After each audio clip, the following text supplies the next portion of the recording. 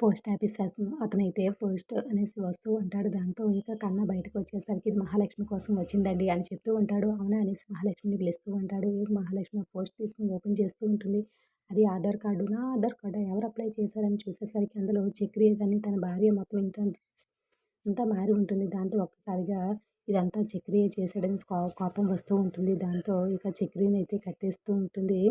నా సహాయంతో కుర్చీలోనైతే ఇక అలా కట్టేసి చెప్పండి ఇదంతా మీరే చేశారు కదా! ఎందుకు ఇదంతా చేశారంటే, అయ్యో! ప్రతిదానికి నన్నే అంటారేంటి? నేను అడ్రస్ మాత్రమే మార్చానండి.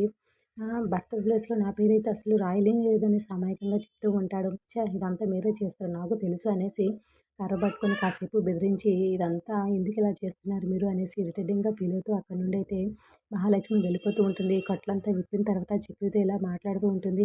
"ఇదంతా నువ్వే చేసావు కదా అన్నయ్య" అని కన్న అడిగితే, "అవునురా ఇదంతా నేనే చేశాను. ఇప్పుడు అందరికీ తెలుస్తుంది అడ్రస్‌తో పాటు మహాలక్ష్మి ఈ చక్రిగాడి భార్య అనేసి" అని అనేసరికి ఆ మాటలు బయటకొచ్చి విన్న మహాలక్ష్మి, "నాకు తెలుసు ఇదంతా మీరే చేశారని" అని వాళ్ళ మాటలు విన్న మహాలక్ష్మి అయితే కోపంగా అనుకుంటూ ఉంటుంది. మరొక వైపైతే అవును ఎలాగో మహాలక్ష్మికి విడాకులు ఇవ్వడం నాకు ఇష్టం లేదు. అందుకే నా మనసులో ఉన్న మాట పూర్తిగా ఇలా అమ్మ చెప్పేసాను అని చెప్పి ఇక ఆధార్ కార్డ్ గురించి మాట్లాడుతూ ఉంటే అదంతా విన్న మహాలక్ష్మికి అయితే కోపం వస్తూ ఉంటుంది. మరి తన నిర్ణయం ఏంటి వచ్చే ఎపిసోడ్ మిస్ కాకండి. Like the video.